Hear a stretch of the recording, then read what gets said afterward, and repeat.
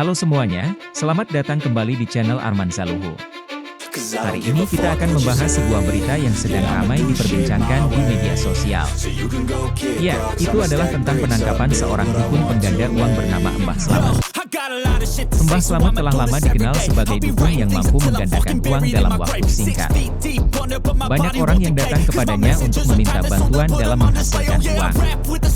Namun, pada akhirnya Mbah Slamet ditangkap oleh pihak berwenang karena melakukan tindakan yang melanggar hukum. Menurut informasi yang kami terima, Mbah Slamet menggunakan modus operandi yang sangat kreatif.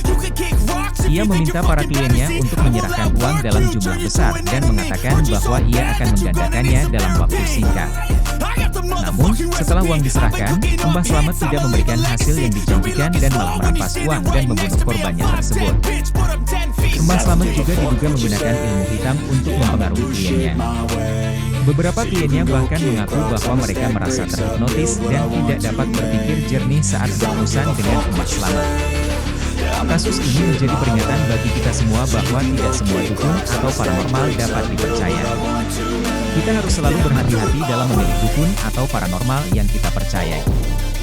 Jangan sampai kita menjadi korban dari modus operandi yang mereka gunakan. Inginkan uangnya bisa digandakan oleh saudara Slamet. Akan tetapi penggandaan itu tidak kunjung dia dapatkan, sehingga dari mulai tahun 2022 sampai dengan tahun 2023, yaitu tepatnya tanggal 23 Maret, dia tetap menagih terkait masalah penggandaan uang tersebut.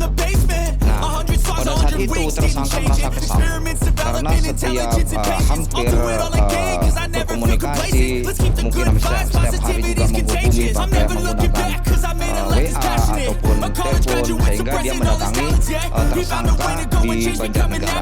Disitulah tersangka mulai merasa kesal karena sering ditagihnya terkait masalah penggandaan tersebut, dan merasa juga apabila nanti korban melaporkan pihak kepolisian, ini akan menjadi permasalahan, sehingga tersangka membunuh korban dengan cara menggunakan racun potasium dan obat penenang demikian. Itu berdasarkan hasil pemeriksaan yang kami dapatkan dari tersangka, bahwa 9 orang yang kita temukan kemarin, 9 orang mayat ataupun korban yang telah dibunuh oleh tersangka, hampir semuanya dibunuh di kebun milik tersangka, yaitu tempat ritualnya saudara Slamet dengan korban yang berkedok bisa menggandakan uang. Mereka semuanya dibunuh dengan cara diracun menggunakan potasium dan obat penenang, Pak. Ini pengakuan daripada tersangka. Demikian.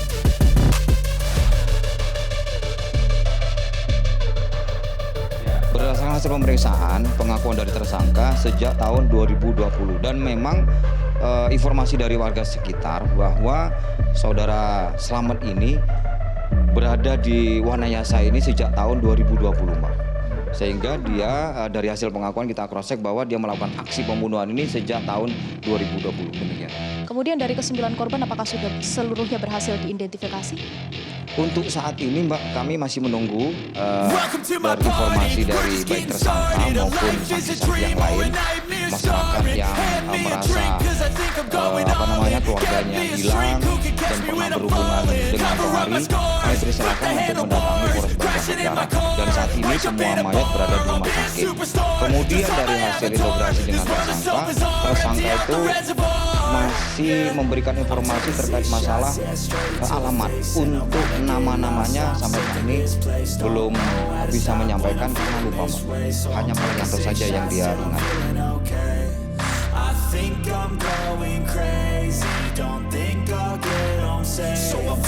10 orang ini semuanya di luar Banjarnegara, Pak. Dari Jakarta, kemudian Yogyakarta, kemudian Tasikmalaya,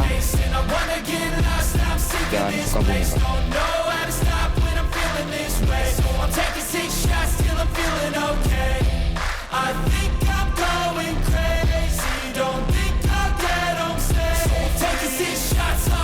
Untuk sementara, Mbak, pengakuan tersangka, rata-rata mereka memberikan mahar itu ada yang 70, ada 50 per orang, Mbak. Untuk totalnya belum kita dapatkan, karena kemarin yang Prianto itu memberikan mahar 70, Pak. Dan yang lainnya hasil pengakuan mereka ada yang 50, 20, tergantung daripada kemampuan korban.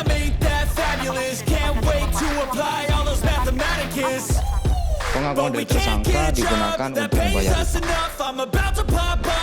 Kemudian sudah ditemukan 10 korban apakah ada kemungkinan Betul Mbak, berdasarkan hasil pemeriksaan yang kami dapatkan dari tersangka bahwa 9 orang yang kita temukan kemarin, 9 orang mayat ataupun korban yang telah dibunuh oleh tersangka, hampir semuanya dibunuh di kebun milik tersangka, yaitu tempat ritualnya saudara Slamet dengan korban yang berkedok bisa menggandakan uang.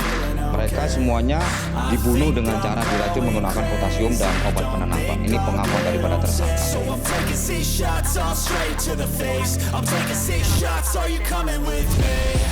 Berdasarkan hasil pemeriksaan, pengakuan dari tersangka sejak tahun 2020 dan memang informasi dari warga sekitar bahwa saudara Slamet ini berada di Wanayasa ini sejak tahun 2020. Sehingga dia dari hasil pengakuan kita cross-check bahwa dia melakukan aksi pembunuhan ini sejak tahun 2020. Kemudian dari 9 korban apakah sudah seluruhnya berhasil diidentifikasi?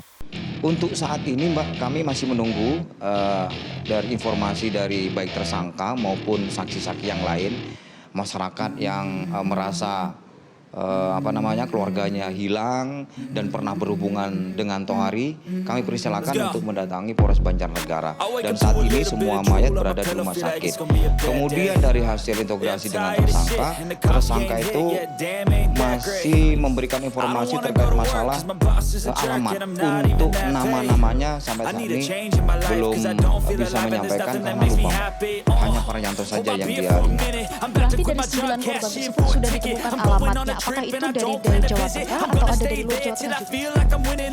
10 orang ini semuanya di luar Banjarnegara, Bang. Ada di Jakarta, kemudian Yogyakarta, kemudian Tasikmalaya,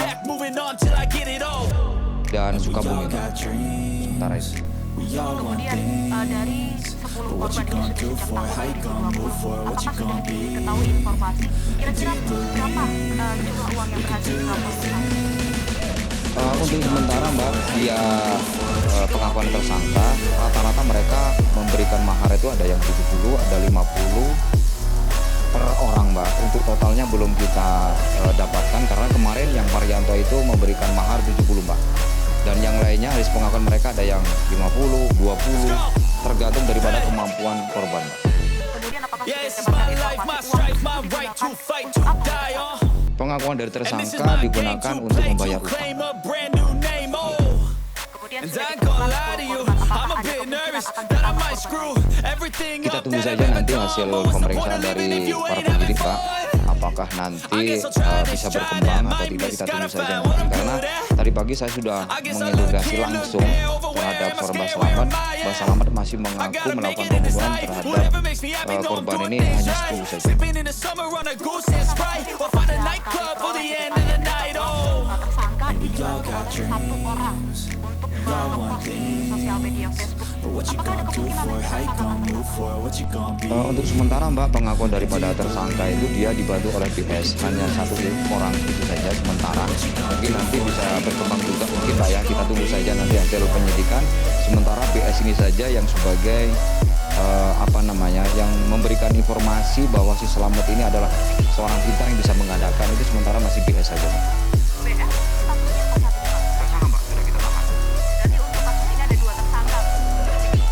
Oleh PO kepada Pak Slamet, Mas Slamet sebagai dukun dari Pak Paryanto.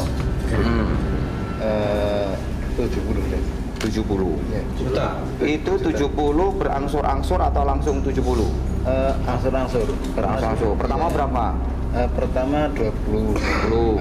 Terus ada lagi 10 gitu. 10 sampai 70 ya? Iya, sampai segitu. Terus yang dijanjikan digandain jadi berapa? Digandain jadi berapa? Jadi 5 miliar dan.